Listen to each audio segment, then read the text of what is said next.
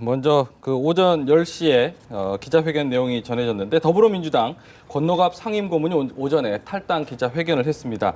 뭐 말을 직접 들어보면 희망이 없다. 또 희망이 없다는 확신과 양심 때문에 당을 떠난다 이런 말을 했는데요.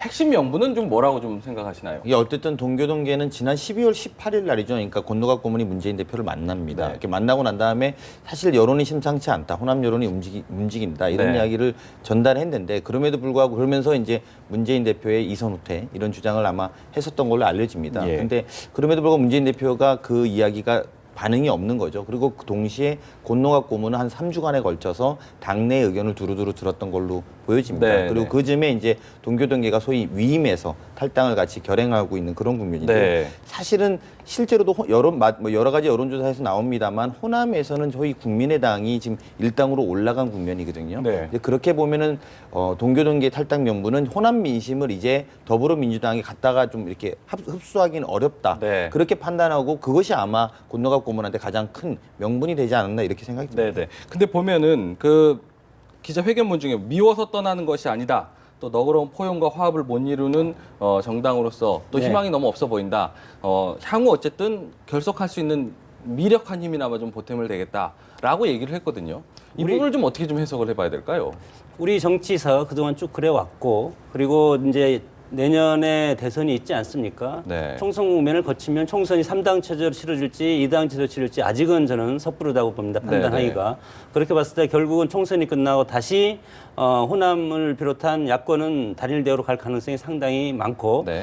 그리고 권노갑 전 고문이 이제 고민이라고 저는 표현하고 싶은데 네. 얼마나 고민이 많겠습니까? 동교동계 좌장이라고 하고 호남의 민심이 이미 문재인 대표를 떠났습니다. 네. 떠났기 때문에 현실적으로는 지금 더불어민주당을 떠나서 제3지대 소위 말해서 과거의 구민주당 계열을 중심으로 해서 한 세력 축으로 해서 향후에 총선과 대선을 거치면서 새로운 어떤 이합집산 과정을 준비하는 것이 아닌가 이렇게 보고 네네. 과거에 2003년에 창당한 열린우리당 마찬가지로 똑같은 지금 과정을 거쳤습니다. 네. 그다음에 구민주당이 탄생해서 지방선거에서 100% 구민주당이 호남 지역을 장악하지 않았습니까? 그런 차원에서 봤을 때 지금도 그때랑 똑같은 과연 이제 역사가 이제 이렇게 반복되는 것 같은데 그렇게 봤을 때 호남이 3분될 가능성이 상당히 많다. 이 3분이 돼서 야권이 죽는 것이 아니고 네. 총선이 지나면 호남의 맹주가 누가 될 것인가. 결국은 구민주당계가 저는 호남 지역을 잡으리라고 봅니다. 네. 그럼 결국은 과거 열린당이 어떻게 살았냐. 네. 수도권에서 경쟁력을 살렸기 때문에 예. 가까스로 살아난 그런 경험이 있기 때문에 예. 물론 이제 문재인 대표는 그것을 또 반면교사 삼아서 거기를 100% 믿으면 또 실패할 것이기 때문에 하여튼 호남에서 과연 누가 승리하냐 이것에 따라서 향후 야권 지형이 재편될 가능성이 상당히 크다고 봅니다. 서영호 부소장님께서 네. 보실 때 장 교수님의 분석과 평가에 대해서는 좀 어떻게 좀 뭐 좀 그 전반적으로 동의하는데요. 네. 문제는 그 현찰인 호남을 먹으려다가 네. 나머지 비호남 수도권 지역에 참패하게 생긴 게 지금 야당의 속사정이죠. 그래서 네. 권노갑 고문도 문재인만으로는 안 된다. 야권이 단합해서 함께 힘을 합쳐야 싸우는데 네. 문재인하고는 안 하겠다고 하니 네. 내가 일단 나가서 그 나중에 있는 안철수 신당과 문재인의 더불어민주당을 통합하겠다. 네. 그래서 총선에 승리하겠다. 그렇게 연대와 통합을 말씀하시는 건데 네. 실제로는 뭐 그 제가 볼 때는 호남의 민심과 동교동 호남 국회의원과 민심이 일치하지 않는 점을 네, 네. 문재인 대표가 잘 보셔야 되는데 이미 호남의 뚝이 터졌습니다. 그 뚝을 흙 몇 줌 던져서 막을 수가 있겠습니까? 네. 그러면 완전히 새롭게 발상을 전환해서 동교동과 호남 정치인 몇 사람을 잡으려고 할 게 아니라 네. 호남 사람들은 호남의 정치인들은 권력의 참여가 목적입니다. 단독 정권이 안 되기 때문에. 네. 그래서 대통령 선거든 내각제든 간에 호남을 인정해주는 세력과 힘을 합칠 생각, 즉 지분 참여에 대한 목적이 강하고 네. 호남에 있는 그 일반 지역 주민들은 차별에 대한 두려움이 크죠. 네. 그래서 정권 교체라든가 총선 승리에 대해서 오히려 더 갈급하고 그렇다면 저는 호남 정치인과 동교동과 손잡을 게 아니라 호남 민심의 정면으로 승부해야 한다고 생각이 듭니다. 네. 그러면 지금 보면은 그 권노갑 상임고문 같은 경우는 뭐 호남, DJ 정신, 적통성을 좀 이어왔다. 상징적인 인물이었는데 그동안 뭐 계속 호남 민심이 이탈됐다라는 것들은 다들 알아왔기 때문에 상징적으로 혹시 이 부분에 물꼬가 터졌다라고 얘기를 하셨는데 이 물꼬가 어느 정도까지 파장이 커질까라고도 좀 생각을 좀 해볼 수 그렇죠. 이제 그게 되게 중요한 네네. 관전 포인트죠. 사실 오늘 되게 씁쓸한 장면 아니겠습니까?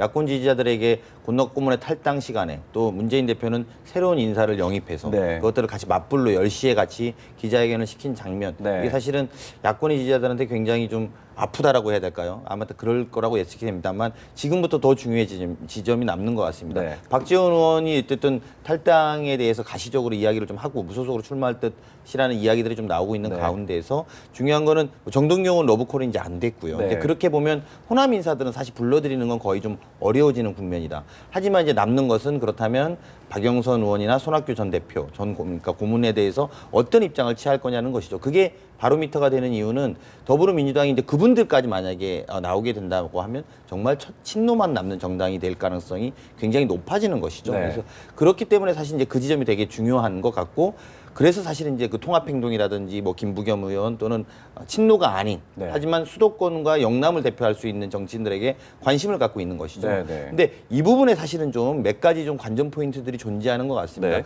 첫째는 아마 박영선 의원이 15일 전으로 본인의 입장을 발표하신다고 했으니까 네. 그것을 봐야 되는 거 하나가 있을 거라고 네. 보여지고요.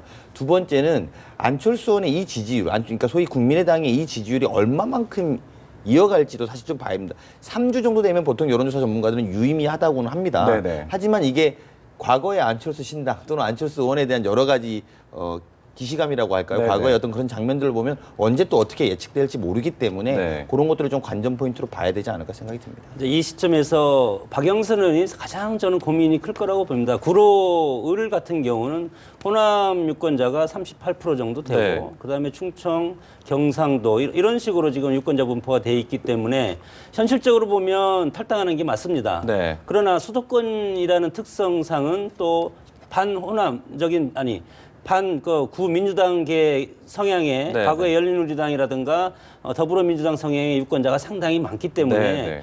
이 상태에서 나와서 분열이 되면 박영선 의원은 무조건 떨어진다고 봤을 때 네. 과연 나가서 죽냐 가만히 앉아있어 죽냐 그런 선택의 기로에 서 있다고 봤을 때 네. 나중에 박영선 의원 같은 경우는 한 번은 옮기는 것보다는 그 자리에 있으면서 야권 연대의 어떤 역할을 하는 것이 훨씬 본인이 생존을 위해서는 훨씬 더 중요하다고 봅니다. 네.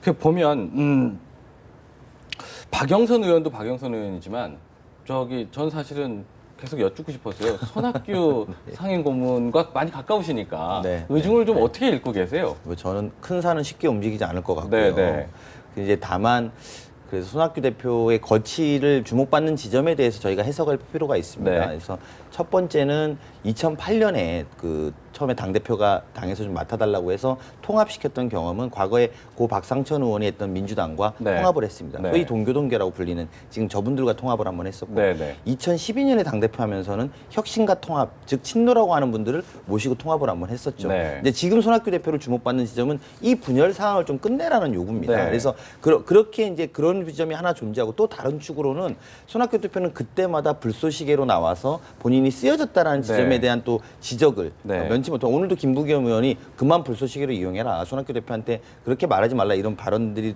쭉 연결됐었는데요. 네, 네. 이제 그런 지점 두 가지가 존재하는 거라고 보고요.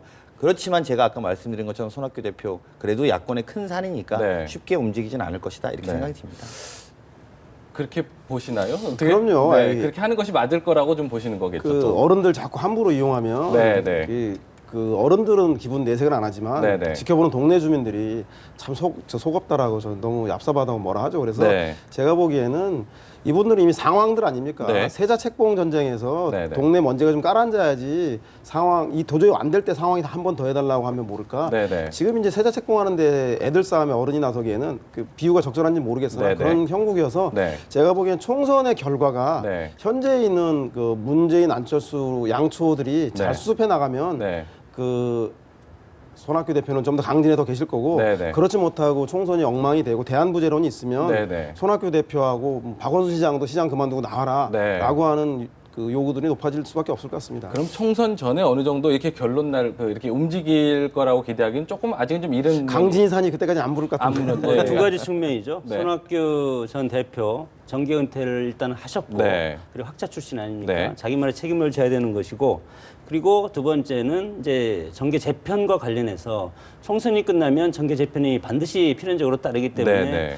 그때 당시에 대한부재론이 정말 극렬하게 일어났을 경우에는 손 전 대표께서 등장할 가능성이 상당히 많다고 보는데 네. 특히 중요한 것은 지금 더불어민주당은 문재인 대표가 대선을 위해서 더불어민주당을 완전히 장악했다고 봅니다. 네. 그리고 국민의당도 마찬가지로 안철수 의원이 지난번 창당할 때 새정치라는 명분과 함께 이것은 대선을 위해서 만드는 당이다. 네. 분명히 했기 때문에 안철수 본인은 안철수당이라고 안 하지만 자신의 대권을 위한 만든 정당이라고 볼 수밖에 없습니다. 네. 그래서 양 정당에 과연 어떻게 손학규 전 대표가 갈 수가 있겠습니까? 네. 손학규 대표도 마지막 남은 것이 대선인데 네. 그렇게 봤을 때 쉽게 움직일 수가 없는 상황이고 그리고 괜히 들어가서 같이 흙탕물에 튀기면 신선도가 떨어지지 않습니까? 그 강진의 산에 가서 그만큼 지금 연말을 하고 있는데 그래서 마지막 총선 끝나고 대선 6개월 전에 네. 어떤 포지션을 정할 마지막 기회는 한 번 있다고 봅니다. 네.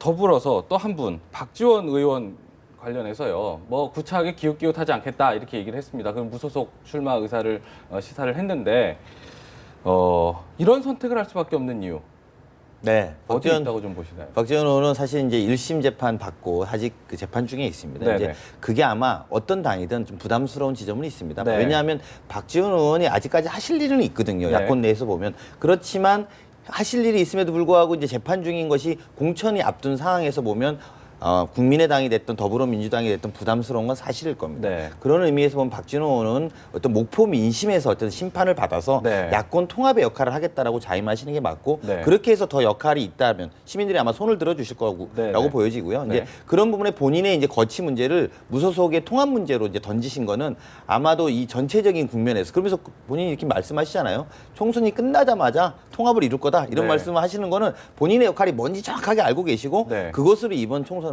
심판받겠다 이렇게 생각하시는 것 같습니다. 네. 뭐 말은 통합이고 야권 연대인데 뭐 사실은 공천 때문에 그렇죠. 이 당에 남아 있자니 호남 의원들 눈초리가 너무 따갑고 나가자니 총선 앞두고 분열하는 아직도 대세가 길어지지 않은 당에서 합류해서 신당에 힘을 실어주자니 명분이 부족하고 그래서 일단은 개인이 무소속으로 뛰어서 당선을 하겠다라고 하는 건데 정말 야권을 생각하고 호남을 생각하신다면 오늘날 이 문안 두 분의 싸움 쟁투가 벌어진 배경이 원래 혁신 아니었습니까? 예. 혁신은 오간데 없고 신당이냐 분당이냐 창당만 남았는데 원래대로 돌아가서 제 보기엔 박지원 의원 이런 분들은 그 야권의 새로운 인물, 즉 호남의 새 인물을 위해서 무소속이 아니라 정치를 좀 아름답게 퇴장해 주시는 것이 후진들을 위해서 야당을 위해서 훨씬 더 좋은 모습이 아닌가 네. 그런 생각이 좀 듭니다. 그 보면요, 박지원 의원 개파들 의원들이 또 여럿 있지 않습니까? 좀 따르는 의원들도 같이 움직임이 있을 텐데 지금 박지원 의원이 어떤 무소속으로 가게 돼서 어디에 좀 소속하지 않으면 그분들도 잇따라서 탈당을 하고 무소속으로 나가는 그렇게 전망을 좀 해야 되나요? 네, 이제 그것이 호남이 삼분된다는 논리의 이제 한 가장 중요한 것인데 예. 박지원 의원의 탈당은 고육지책일 수밖에 없습니다. 네. 정치인들은 당선을 위해서 움직이는 거기 때문에 네. 궁극적으로는 네. 호남에서 더불어민주당의 민심이 떠났다고 보는 것이고 첫째는 두 번째는 그러면 국민의당으로 갈 수가 있냐? 국민의당은 안철수 의원이 부패 척결 그리고 부패와 관련된 사람은 하지 않겠다. 네. 이렇게 선언을 했기 때문에 안철수 신당, 국민의당은 앞으로 상당히 인사와 관련해서 잡음이 엄청나게 많이 나와서 이것이 자충수가 될 가능성이 상당히 많은데 네. 그런 시점에서 박지원 의원이 무소속 그룹을 호남에서 연결을 한다면 네. 이분들과 뭐 천정배 의원이라든가 그다음에 이제 박주선 의원 이런 분들이 혹시 연대할 가능성도 있습니다. 네. 그렇게 봤을 때 호남에서 3개 정당이 아니면 3개 세력이 경쟁할 가능성이 상당히 많고 네. 호남에서 경쟁해서 이것이 의석수가 분열이 된다고 해도 네. 나중에 이것은 같은 표라고 저는 생각을 합니다. 네, 네. 궁극적으로 대선에 갔을 네, 때는 네. 그렇게 봤을 때 그럴 가능성이 현실적으로 상당히 농후하다고 봅니다. 보면 그 권노갑 그 전 상임 고문 탈당 또 그렇지만 비슷한 시간에 최원식 네. 그 의원도 탈당을 했습니다. 지금 현역 의원으로서는 12번째죠. 12번째가 되는데 보면 어제 김관영 의원도 탈당을 했고요. 네. 그렇게 되면 최원식 의원 같은 경우는 인천 계양이죠. 그러니까 북상한다. 그러니까 안철수 의원 쪽으로 좀 간다고 하면 안철수 바람이 지금 호남을 넘어서 전북을 넘어서 이제 수도권까지 다 북상을 한다. 그렇죠. 이런 바람으로 지금 그렇습니다. 사실은 이제 우리가 지금 원로 뭐 선배 이런 권노갑 고문이나 이런 분들 이야기를 합니다만 그 두 분이 더 의미가 있을 수 있습니다. 김관영 의원도 사실은 삼시를 패스하고 김현장 변호사로 있다가 나와서 네. 야권에는 굉장히 드문 40대 후반에 굉장히 브레인이죠. 브레인이고 네. 또 사실은 그런 상품이 많지는 않거든요. 표현으로 좀 그런데 네네. 정치적 상품으로 보면 그런 게 많지 않은데 네네. 그분의 탈당 굉장히 좀 의미가 있고요. 두 번째는 최원식 의원 같은 경우에 본인의 지역구에 송영길 의원이 나올 수도 있다라는 것들이 소위 여의도 정가에서 많이 돌던 네, 이야기입니다. 그러면 본인이 그래서 탈당을 하면 안 된다라는 것들이 굉장히 주변에 깔려 있었거든요. 네, 네. 왜냐하면 탈당하는 순간 송영길 의원이 와서 이게 쉽지 않은 선거가 될 가능성이 높기 때문이죠. 네. 그런데도 불구하고 탈당을 했다라는 건 굉장히 어떤 의미로 보면 이게 표현이 좀 그런데 확신범이죠. 네. 네, 확신범이라는 것은 나가서 성공할 수 있다라고 확신을 했다라고 봐야 됩니다. 네, 네. 그렇게 보면 사실 이 문제는 더불어민주당에서 간단하게 생각할 문제가 아니라 이후에 네. 이 파장이 어디까지 미칠지. 왜냐하면 이제는 그런 말을 못 합니다. 되느냐? 저 봐라. 수도권에 벌써 누구 나가지 않았냐? 네, 네. 우리도 될 수 있다라는 이야기의 명분이 되기 시작했다라는 거거든요. 그렇게 보면은 어쨌든 분당은 더 가속화될 수밖에 없는 그런 어떤 시그널이 아닌가 생각이 듭니다. 네. 뭐 김한길 대표께서 처음에 안철수 신당 혼자 살 때보다 훨씬 뭔가 시나리오를 가지고 그 호남발 바람이 전북을 거쳐 수도권으로 북상하는 그림을 좀 그리시고 있는 것 같아요. 그래서 더불어민주당 압박하시는 것 같고 네. 국민들이 보기에도 그럴듯해 보이고 네. 그래서 그런 반면에 본질적인 의미는 저는 수도권 북상의 핵심은 아까 말씀드린 박영선 의원으로 표현되는 문재인만으로 안 되지만 문재인 없이도 안 된다라고 하는 그 야권 연대의 통합이 필요하다라고 주장하는 통합행동으로 지칭되는 중도 중립적인 의원들의 흐름이라고 생각을 하고요. 네, 네. 저는 그래서 그분들이 지금 현재 그 486 수도권 초재선 의원들 중심으로 박영선 비대위원장이 되지 않으면 의원총회에서 그 박영선 비대위원장을 가결해서 문 대표를 밀어붙이겠다라고 하는 정도로 여론이 비등해 있기 때문에 네. 제가 보기엔 최원식 의원이나 그 전에 김한길 의원하고 가까웠던 분들은 네. 그 여러 가지 연 때문에 탈당을 하실 수밖에 없었던 것 같고 네. 본질적인 의미 최원식 의원이나 김관영 의원이라기보다도 중도 중립파인 박영선 의원과 수도권 초재선 의원들 민병두 의원이라든가 네. 노웅래 의원이라든가 이런 분들이 어떤 선택을 하는가가 네. 관심이지 않는가. 즉 네. 다시 말하자면 호남당이냐 네. 안철수 신당이 호남당이 아닌 제3지대 중도 신당이냐를 가름짓는 게 박영선의 합류냐 아니냐로 일단 야권에서는 가름 날 것 같습니다. 지금 이 상황에서 박영선 의원으로 역시 또 다시 한번 또 모아지는군요. 안철수 의원 얘기도 좀 해볼게요. 과거 안철수 의원이 추진했던 새정추 쪽에 원래 합류하려고 했던 류근찬 KBS 전 앵커가 되게 좀 거친 표현을 써서 이렇게 안철수 의원을 좀 비난을 했더라고요. 걸레들의 행진이라는 표현까지 썼던데 어떤 이유라고 좀 혹시 보세요? 뭐 그때 당시에 당을 같이 만들고 창당을 해서 그다음에 앞으로 정치를 같이 하자고 했었는데 네네. 그런 약속을 저버렸다는 것으로 네. 저는 표현을 합니다. 네. 정치인들이 뭐 마음을 편하는 것은 조변석계인데 네. 사실은 그런데 그 부분에 대해서는 안철수 의원이 지난 3년 동안 했던 여러 가지 행태 결과가 없는 말의 잔치 아니었습니까? 네. 그것이 소위 말해서 새정치로 표현이 됐었는데 네, 네. 국민들도 지금 이것에 대해서 의구심을 갖는 겁니다. 네. 아까 우리 3당 체제 뭐 북상한다고 했는데 여론조사의 착시 현상이라고 봅니다. 누가 어느 진영이 과연 훈련된 당원들을 많이 가지고 있냐가 다음 차기 총선의 결과로 딱 나타났을 때 네. 현실과 여론조사는 분명한 차이가 있다. 저는 그렇게 봅니다. 네. 그렇게 봤을 때 안철수 의원이 과거에 3년 동안 했던 것 이것이 국민들이 어떻게 의식을 갖고 있고 그리고 안철수 의원을 지지하는 여론조사의 50%는 부동표, 정치를 싫어하는 분들 그리고 투표장에 갈 성향이 거의 없는 사람들이 지지하는 성향이 상당히 많고 네. 그렇게 봤을 때 수도권에서 전쟁은 과연 누구 편을 들어올 것이냐 이것이 가장 핵심적인 것이고 네. 그 반일에서 유근찬 의원도 안철수 의원의 그런 행태에 대해서 비판을 한 것이고 네. 이것을 안철수 의원이 국민의당을 통해서 결과물로 내세워야 되는데 네.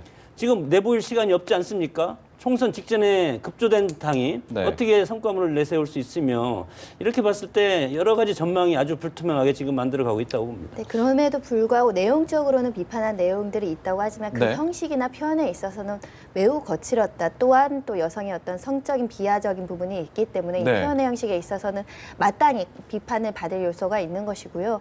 결국 이렇게 된다고 한다면 안철수 의원이 지금 준비하는 국민의당이 출발선에서 측근이 저격하는 식으로 되기 때문에 이 부분에 대해서 아직도 측근들 관리가 제대로 되어 있지 않는 거 아니냐라는 비판은 있을 수 있을 것 네. 같습니다. 그 보니까 측근들 의견도 지금 관리가 안 된다는 지적이신데요.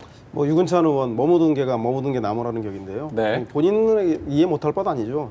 안철수 따라서 새정치연합을 합류했는데 김한길 대표하고 그 새정치민주연합을 합당하는 바람에 당을 또 옮기게 되고 이번엔 또 이분이 박준현 전 전남지사랑 같이 신당을 하기에 합류했는데 그래도 호남의 주도권에 좀 얹혀가고 싶었는데 안철수 신당이 그 호남의 대표성을 가져가 버린 바람에 네. 낙동강 오리알이 돼서 그런 답답한 마음에 문제제기를 한 것 같은데 네. 그래도 국민들 눈높이에서 판단하셔야 되고 유근찬 의원은 측근이라기보다도 새정치연합에 함께한 사람은 많습니다. 네, 네. 그래서 안철수 의원에게 이제 과제가 주어진 건데 안철수 의원이 뭐 고장난 시계는 하루에 2번은 맞는데 네. 아무것도 안 해도 하지만 그 움직이는 시계, 살아있는 시계는 안 맞거든요. 네, 계속 네. 그 맞추기 위해서 노력하는 건데 안철수 의원의 처지가 그런 게 아닌가. 네. 그래서 지금 이제 이런 뿐만 아니라 영입 참사, 네. 공천 반납이란 말은 들어도 영입 반납이란 초유의 말을 만들어낸 최근에 3인의 그 영입 취소 논란에서 보듯이 네. 안철수 대표의 리더십이 이제 어떻게 네. 발휘될 것인가. 즉 이 당을 다시 한번 말씀드리면 그 제3지대 중도신당 여야도 아닌 그런 그 새로운 정당으로 만들 것인가에 대한 정책과 인물로 승부할 것인가 아니면 네. 반문재인에 기대서 호남당으로 네. 할 것인가에 대한 정확한 목표를 세우지 못하기 때문에 네, 네. 이런 혼란이 있는 것 같습니다. 그러니까 이제 방금 말씀드렸듯이 가장 중요한 것이 신당의 정책과 인물이라고. 네. 정책에 대해서 안철수 의원, 안철수 지금 국민의당을 만든 일원인 안철수 의원이 내세운 것이 명확하게 한 것이 별로 네. 없습니다. 네, 네. 이것이 저는 상당히 문제라고 보고 네. 명확하게 뭐 예를 들어서 여러 가지 지금 사안이 많지 않습니까? 네.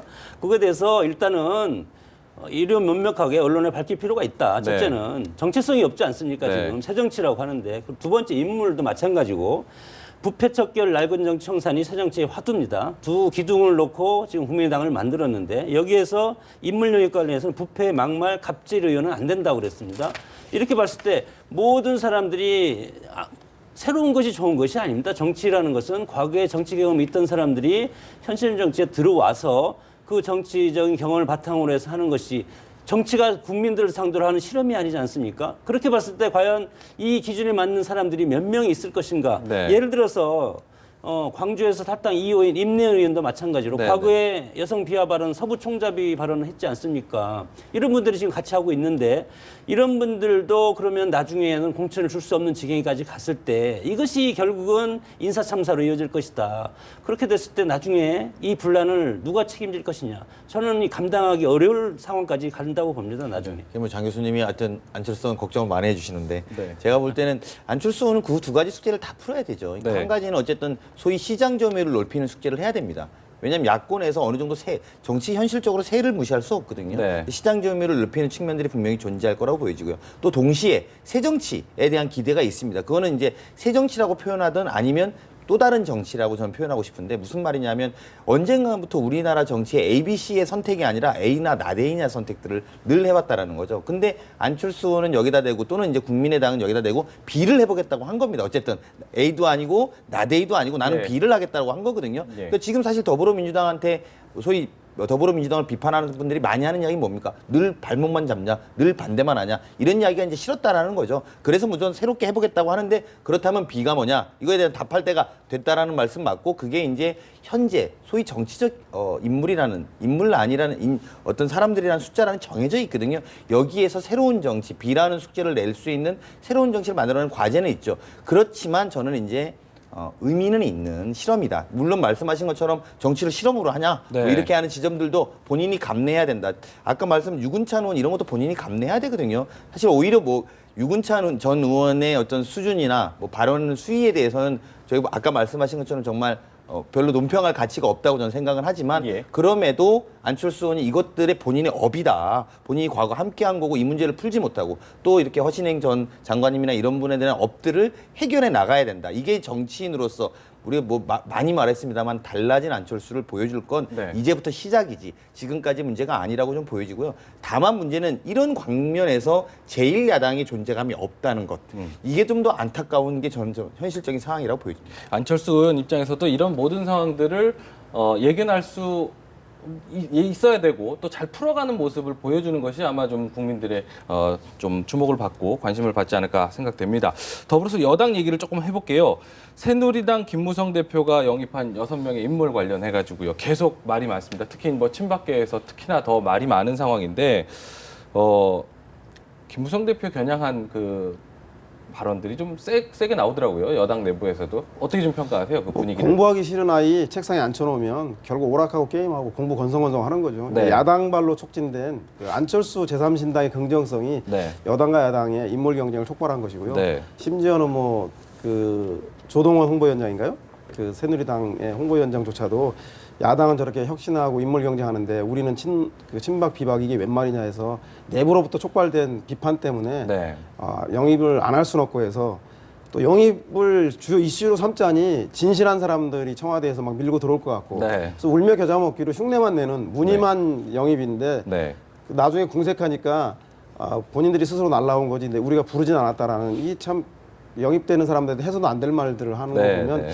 지금 김무성 대표가 이렇게 좀 적극적으로 나서지 않는 거는 아마도 제가 보기엔 하기 싫은데 사실 야권이 분열돼서 추문이라도 추고 싶은 심정인데 이번 총선에 180석 그 국회 선진화법뿐만 아니라 200석 개헌까지도 해서 대통령 선거를 안 하고 내각제로 영구 집권도 가능하겠다는 생각으로 화장실 가서 웃을 심정인데 그래도 하라고 하니까 억지로 네. 앉아서 네. 공부하는 척하다가 오락하는 거 아닌가 그렇게 보입니다. 네, 일부 의원들의 표현은 이번 인재 영입이 뭐 코미디 수준이다라고까지 말을 하시는 분이 있는데 그렇게 따지면 이 인재 영입 6명은 사실 최고위원회 동의를 받고 발표가 된 겁니다. 그리고 새누리당이 1호 영입으로 발표를 했으면 내부에서 총질하는 모습 보이지 않는 것이 새누리당 지지자들에겐 예일 수 있다. 영입 과정에서 불필요한 그 말이 들어가서 영입 대상인 분들에게 누를 끼친 점은 있거든요. 김무성 대표가 매끄럽진 못한다고 하더라도 새누리당이 좋아서 새누리당을 위해서 일하고자 하는 사람들이 영입됐다고 한다면 굳이 내부에서 그렇게 코미디라고 논평할 정도의 그런 것들은 좀 불필요하지 않았을까라는 생각이 들고요.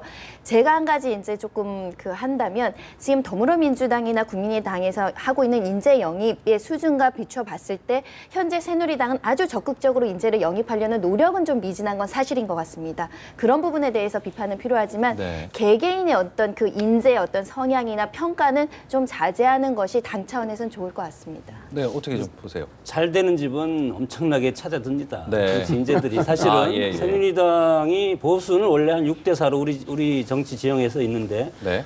그러나 이제 보수도 과거에 이제 지역당으로 충청당이 따져나가서 네. 보수당이 이제 지는 경우도 있는데 그렇기 때문에 인재 풀은 상당히 넘친다고 저는 봅니다. 네, 그런 네. 차원에서 말씀을 하신 것 같고 네, 네. 김무성 대표도 마찬가지고 정치 지도자들은 말이 상당히 중요하다. 예. 전략 공천은 없고 그리고 완전 100% 국민 경선하겠다. 또 여러 가지 지금 멘트가 많이 있지 않습니까? 예. 결국은 정치는 말인데 그 말에 대해서 지금 책임을 지라는 그런 뜻으로 당내에서 비판이 일어나는 것 같고 네. 영입이라는 것은 모셔와서 우리 당의 동지로서 국회의원을 만들어서 같이 의정활동 하자는 뜻 아닙니까? 네. 그렇게 봤을 때 김무성 대표가 전략공천 없다 해놓고 영입 발표를 하니까 거기에 대한 비판인 것 같고 네. 당내 투쟁과 당내 경쟁은 자연스러운 겁니다. 개파가 있든 없든 네. 그래야지 당내 발전되고 당내 민주주의도 더 활성화되고 네. 그런 차원에서 새누리당에서 이러쿵저러쿵 하는 것은 사실 긍정적인 것이고 야권 분열보다는 더 약하지만 네.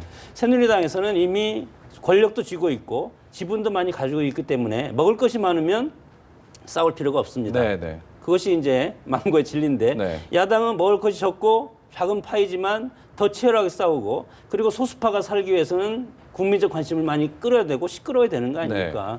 그런 차원에서 야당의 이런 작전이라고 하면 이런 현상도 사실 의미가 있는 것이고 네. 새누리당 입장에서도 이렇게 가도 국민들 새누리당 보수층을 지지하는 것이 일정 부분 엮여 있기 때문에 네. 그러나 안철수라는 새로운 변화의 바람이 일정 부분 여당, 야당 동시에 와 있기 때문에 새누리당도 여기에 따라가지 않을 수는 없다고 봅니다. 사실은 어제 인정해 보면 전 씁쓸함을 감출 수 없었던 것은 뭐 그분들이 같이 방송에 출연했던 분이라서가 아니라 김무성 대표가 인재 영입에 대한 기본적인 예의가 아니다. 그리고 사람에 대한 예의도 아니다. 제가 볼 때는 이렇게 생각됩니다. 왜냐하면 보통 인재 영입이라고 하면 그 자리에 세워놓고 가장 우대하는 말들을 하는 게 예의입니다. 이분은 이래서 저희가 모셨다든지 네. 아니면 뭐 그 정도 자신이 없으면 세우지를 말았어야 된다. 저는 이렇게 생각을 하거든요. 그리고 그렇게 세웠다면 우리가 이렇게 쓰겠다. 우리 당에서 이런 이야기를 했어야 된다. 네, 네. 사실 이제 야당은 섹션은 있습니다. 여러 가지 분야별로 인재가 영입이 되고 있죠. 근데 이제 컨셉이 좀 뚜렷하지는 않습니다. 도대체 이걸 묶어서 어떻게 할 것인가? 인사가 메시지입니다. 네. 정치권에서 인사가 메시지라는 이유는 이 컨셉으로 해서 무엇을 치르겠다는 거거든요. 선거 전에 인재 영입을 하는 이유는 간단합니다. 이것을 통해서 총선을 이렇게 치르겠다는 겁니다. 네. 근데 그렇게 보면 어제는 컨셉도 저는 명확하지 않, 종편이라는 컨셉이 있었다면 있었겠죠. 네, 네. 하지만 그게 다 그렇게 포용되지 않는 분도 거기 포함돼 있고 네. 컨셉도 명확하지 않았고 또 그리고 메시지도 명확하지 않았고 네. 그러면서 본인들이 그분들에 대한 예의도 못했다. 네. 그렇기 때문에 당대표로서는 굉장히 부적절했다. 이 지점 지적을 해야 될 것 같고요. 반면에 야당도 좀 야당은 섹션은 있지만 좀 컨셉을 좀 지금이라도 강화해서 네. 소위 반박근혜 대통령 어떤 선거를 할 것인지 네. 그렇지 않으면 어떤 선거를 할 것인지에 대한 의미 부여가 좀 필요하겠다. 이런 생각이 좀 듭니다. 그 공천 룰과 관련해서도 얘기를 한번 나눠보겠습니다. 공천 룰이 확정이 됐는데요. 신인 어디까지 둘 것인가가 가장 첨예한 부분이었는데 뭐 결정이 되긴 됐습니다. 뭐 일단 험지 출마 얘기 나왔던 안대희 대법관을 기준으로 얘기하면 신인 가산점을 못 받게 됐다라고 이렇게 얘기를 하더라고요. 지금 공천 룰 정해진 것과 관련해서는 혹시 어떻게 좀 평가를 좀 하시나요? 뭐 그러니까 아직 새누리당 꽁지에 불이 안 붙었어요. 그러다 보니까 제가 보기엔 친박하고 비박이 절충하고 타협해서 서로 윈윈한 거죠. 네. 그래서 청와대 수석은 가산 좀 주고 네. 그 장관은 안 주고 네. 그래서 친박 비박 가릴 거 없이 서로 일정하게 어떤 사람은 피해보고 어떤 사람은 득을 보는 그래서 좀 전선이 모호해지는 네. 그래서 서로 무승부 절충점인데 네. 이렇게 된 배경에는 여전히 새누리당 내에서는 지난번에 새누리당이 그 총선을 앞두고 당 로고를 바꾸고 당명을 바꾸고 색깔을 바꾸고 그 재방송과 때는 비 오는 날 길바닥에서 막 절하고 하는 정도의 절박함이 느껴지지 않기 때문에 네. 친박 비박이 김무성 박근혜 대통령께서 나란히 사이좋게 잡숴드시는 그런 형국이기 때문에 네. 그 만약에 안철수 신당이라던가 그 야당의 혁신발 인재영입이나 이런 것들이 국민들에게 눈길을 끌고 여론이 더 높아진다면 새누리당도 그 정신 차리고 김무성 대표조차 먼저 험지로 나가고 그리고 과감한 문호를 개방하고 이번엔 또 빨간색에서 파란색으로 바꾸는 그런 그 인재도 과감하게 영입하는 그런 걸 보일 텐데 여전히 야권 분열 때문에 화장실에서 웃고 있는 거 아닌가 그런 심정이 듭니다. 네.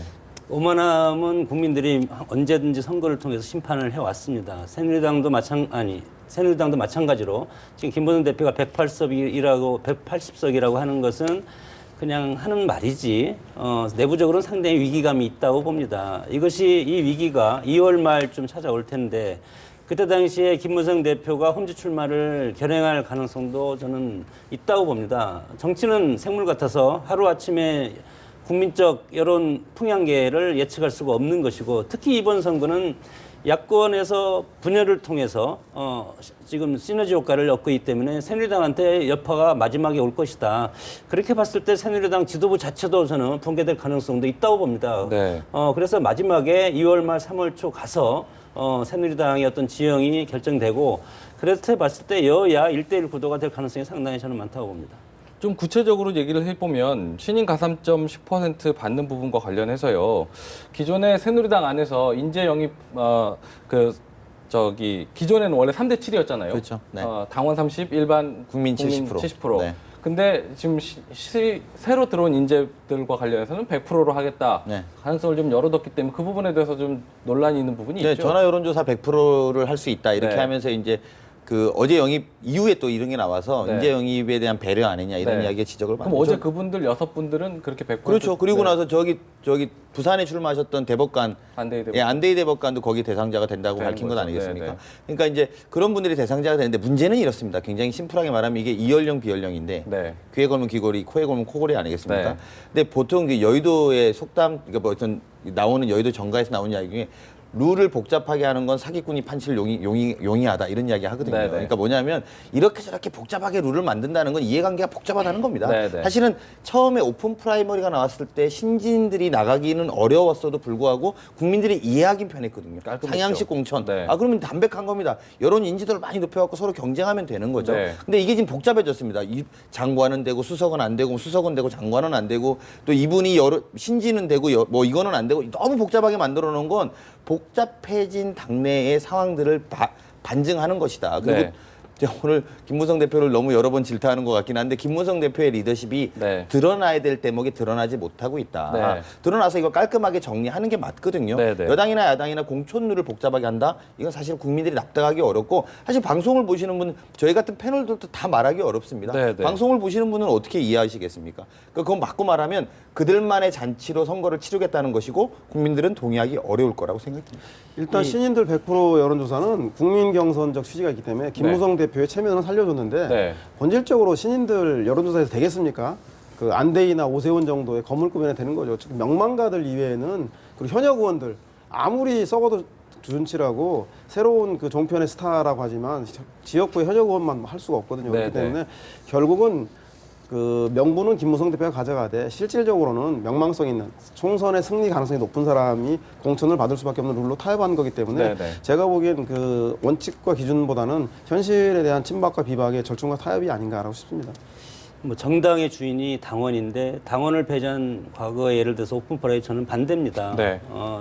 미국식으로 해도 마찬가지로 당원이 참여해서 하는 것이 올바른 정당의 행태 아닙니까? 그럼 정당이 무슨 필요가 있을 것이며 차라리 정당을 없애고 선거 때마다 하는 미국식 그런 선거 제도를 도입하는 것이 저는 훨씬 좋다고 보는데 100% 해도 이것이 다른 말로 하면 전략공천이라고 보고 또 다른 말로 하면 이것은 역선택을 할 가능성도 상당히 많은 겁니다. 이렇게 봤을 때 새누리당에서 정말 이렇게 복잡하게 만드는 것은 좀 문제가 있다고 보고 수능 같은 것도 복잡하게 하면 입시제도도 문제가 되는 거 아닙니까? 네. 특히 이제 정당위 같은 경우는 당원에 대한 존중 그런 것이 저는 상당히 필요하다고 봅니다. 네, 야권에서 예를 들어서 뭐 휴대폰 이런 여러 가지 경선 이런 것도 마찬가지로 이제 여러 가지 부작용이 과거에 있지 않았습니까? 네. 그렇게 봤을 때 이번 선거가 하여튼 어떻게 끝날지는 모르지만 여당 야당 여러 가지 지금 다 블랙홀 속으로 빠져드는 것이 아닌가 봅니다. 그러니까요. 안 그래도 좀 복잡해지니까 점점 선거가 다가올수록 저도 지금 질문하면서도 막 점점 복잡해지고 있습니다. 네. 어려운 점이 많은데 마지막으로 한 가지만 더 여쭤볼게요. 선관위가 예비 후보 신규 등록 오늘부터 좀 재개하기로 했습니다. 이게 나름대로 고육지책인데 그나마도 지금 여야가 좀 답을 안 주고 있잖아요. 그렇죠. 원내대표 지금 원유철 원내대표 원희철 해외 원내대표 지금 외국 나가신다고 네. 이 상황을 좀 어떻게 좀 정리를 좀 한번 해주시죠 또. 네, 뭐 국민들이 이제 아마 개탄스럽게 생각하고 있을 거라고 봅니다. 네. 사실은 국회의원들이 의무를 방기해서 편법으로 선거를 이제 해야 되는 상황인 거죠. 선관위에서 허락했다고 하지만 예비후보 등록하고 이거 허락했다지만 이거 다 편법 아닙니까? 네. 법을 만들어야 되는 분들이 만들지 않고 합의해야 될 분들이 합의하지 않아서 편법을 합니다. 그러면서도 국가는 위기라고 합니다. 위기라고 하시면서 원유철 원내대표 과테말라의 대통령 특사로 가신 국면입니다. 국민들 누가 납득하겠습니까? 여야를 떠나서 이건 뭐 여당에 대한 공격이거나 야당에 대한 질책 이런 문제가 아니라 네. 국민들이 보는 정치권 이렇게 될수록 저는 오히려 방송을 보시는 국민들한테 뭐 말씀드린다면 사실은 이번에 정말 좀 바꿔야 됩니다. 저는 누가 어느 방송에서 한번 물어보시더라고요. 몇 학 점 주실 거냐고. 그래서 저는 B- 주겠다고. 그랬더니 예. 왜 이렇게 많이 주냐 그래서 재수강하지 말라고 다시 예. 다시 듣지 말고 예. 적당히 돌아갔으면 좋겠다 그런 심정인데요. 국민들의 분노가 여의도를 향하고 있고 네. 그것들이 이제 어떤 다음번 총선에 심판될 수밖에 없다 이런 생각이 듭니다. 뭐 같은 의견이시겠죠. 지금 시간이 얼마 없어서요. 네, 뭐 정리를 하겠습니다. 지금까지 장성호 교수, 서양호 부소장, 강우식 교수, 손정혜 변호사 네 분과 말씀 나눠봤습니다. 오늘 말씀 고맙습니다.